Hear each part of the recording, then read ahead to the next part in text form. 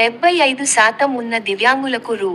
15,000 pension మంజూరు చేయాలి. ప్రభుత్వం స్పందించి నూతన పింఛన్లను త్వరగా మంజూరు చేయాలి. నంద్యాల జిల్లా కూటమి ప్రభుత్వం డిసెంబర్ 3న దివ్యాంగుల దినోత్సవం సందర్భంగా ప్రకటించిన 7 వరాలు, సంక్రాంతి కానుకగా ఉచిత బస్సు ప్రయాణాన్ని అమలు చేయాలని దివ్యాంగుల సంక్షేమ సంఘం రాష్ట్ర అధ్యక్షులు శీలం శ్రీనివాసులు, వికలాంగుల ఆదరణ సేవాసమితి వ్యవస్థాపక అధ్యక్షులు మరియదాస్ కోరారు. సోమవారం నంద్యాల కలెక్టరేట్ కార్యాలయం దగ్గర దివ్యాంగులు నిరసన తెలిపారు. వారు మాట్లాడుతూ 75% నుండి 100% ఉన్న దివ్యాంగులకు రూ. 15,000 పింఛన్ మంజూరు చేయాలని డిమాండ్ చేశారు.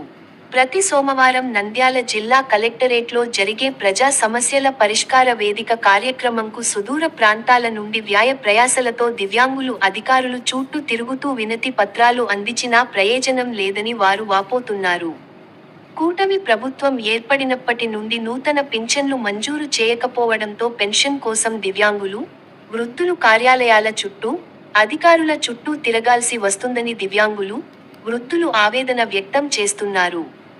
సోమవారం నంద్యాల కలెక్టరేట్ కార్యాలయంకు ఆత్మకూరు మండలం వడ్లరామపురం గ్రామంకు చెందిన సయ్యద్ ఖాజా పీరా అమీనబీ దంపతులు మంచానికి పరిమితమైన తమ కుమారుడు సయ్యద్ మహమ్మద్ ముస్తఫాను ప్రజా సమస్యల పరిష్కార వేదిక కార్యక్రమానికి తీసుకొని రావడం జరిగింది.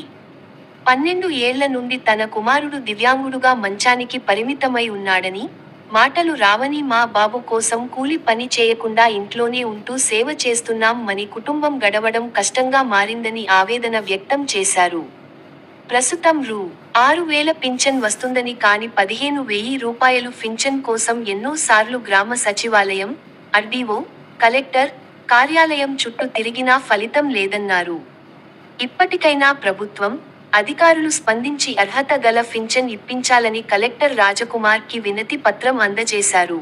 ఈరోజు కలెక్టరేట్ ఆధ్వర్యంలో వికలాంగులంతా ఇక్కడ కూరి ఒక సమస్యను ప్రభుత్వం దృష్టికి తీసుకురావడం జరుగుతుంది.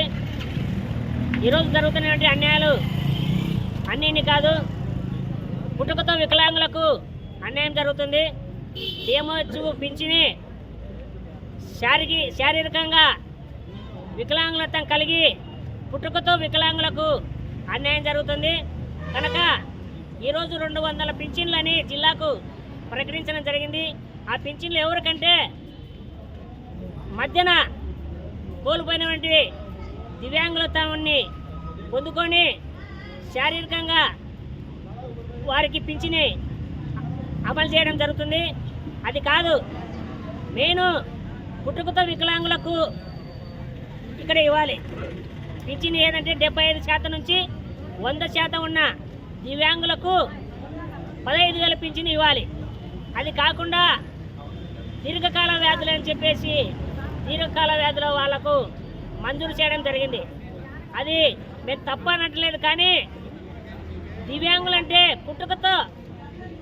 పుట్టుదలనే తల్లి గర్భం నుంచి పుట్టుదలనే వికలాంగుని గుర్తించి మాకు తక్షణమే న్యాయం జరిపించవలసిందిగా ఈ రాష్ట్ర ప్రభుత్వాన్ని, అధికారులను కోరుతున్నాం.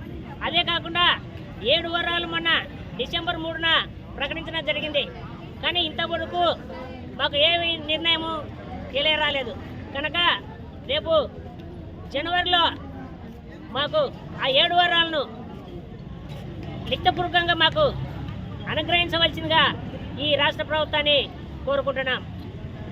అసలు ఏపీ దివ్యాంగుల సంక్షేమ సంఘం రాష్ట్ర అధ్యక్షులు ఈరోజు నంద్యాల జిల్లా కలెక్టర్ గారి కార్యాలయం దగ్గర దివ్యాంగుల ఆదరణ సేవా సమితి వ్యవస్థాపక రాష్ట్ర అధ్యక్షులు జడ్జారి మరియదాస్ గారు, బేతంచెర్ల ఎం రామకృష్ణారెడ్డి గారు, సీతారామపురం డాన్సీన్ గారు, బేతంచెర్ల మద్దిరెడ్డి గారు ఆధ్వర్యంలో రాష్ట్ర ప్రభుత్వానికి, కూటమి ప్రభుత్వానికి మేము విన్నవించుకుంటున్న అంశం ఏమంటే, డిసెంబర్ 3 ప్రపంచ వికలాంగుల దినోత్సవం సందర్భంగా గౌరవ ముఖ్యమంత్రి వర్యులు శ్రీ నారా చంద్రబాబు నాయుడు గారు 7 వరాలు ప్రకటించారు. సంక్రాంతి లోపల మాకు సంక్రాంతి కానుకగా కొత్త సంవత్సరం ఉచిత బస్సు పథకాన్ని అమలు చేయాలని చెప్పేసి కూటమి ప్రభుత్వానికి ప్రత్యేకించి మేము విన్నవిస్తున్నాం సార్. అదేవిధంగా డిఎంహెచ్ఓ పెన్షన్లు ఏవైతే ఉన్నాయో వాటిని పుట్టుకతో వికలాంగులుగా ఉండి దీర్ఘకాలికంగా వ్యాధులను అనుభవిస్తున్నట్టు వారికి మొదటి ప్రాధాన్యత ఇవ్వాలని చెప్పేసి ఈ సందర్భంగా కూటమి ప్రభుత్వానికి మేము విన్నవిస్తున్నాం సార్. అదేవిధంగా నకిలీ వికలాంగుల పింఛన్ల ఏరివేత కార్యక్రమం చేయడం తద్వారా నిజమైన వికలాంగులకు అన్యాయం జరుగుతుంది సార్. కారణం ఏంటంటే సంబంధిత డాక్టర్సు వారి స్టాఫ్ సరిగా దివ్యాంగులకు ఇంటిమేషన్ ఇవ్వడం లేదు. ఓహెచ్ వికలాంగుడు అయితే క్యాంపుకి రామని చెప్పి ఉంటుంది, కానీ వారి సర్టిఫికేట్లో విజువల్ వికలాంగుడు అని ఉంటుంది. వాళ్ళ యొక్క తప్పిదాల వల్ల వికలాంగులు 2 సార్లు 3 సార్లు 4 సార్లు క్యాంపుకు హాజరవుతున్నారు సార్. దయచేసి వారు చేసే తప్పిదాలకు వికలాంగులను ఇబ్బంది పెట్టకూడదని చెప్పేసి మేము విన్నవిస్తున్నాం సార్. వడ్డరామాపురం మేము 6,000 పింఛను వచ్చింది. మాకు 15,000 పింఛను రావాలని ఇక్కడ కలెక్టర్ ఆఫీస్లో ఇచ్చినాము. ఏమన్నారంటే జనవరి తర్వాత రండి, అప్పుడు డాక్టర్లు మళ్ళా సర్టిఫికేట్ కొత్తది ఇవ్వాలా, ఇచ్చిన తర్వాత ఆన్లైన్ చేస్తాం. ఇప్పుడు ఇచ్చినారు కదా, ఇది చెల్లదంటనా? ఇది లేదు, మళ్ళా రావాలా అంటున్నారు. ఎంత వయసు పిల్లలకి? 12 సంవత్సరాలు. ఏ ఊరు మీది? శ్రీశైలం వడ్డరామాపురం, శ్రీశైలం ఆత్మకూరు వడ్డరామాపురం. ఎంత వయసు పిల్లలకి? 12 సంవత్సరాలు. మంచానికి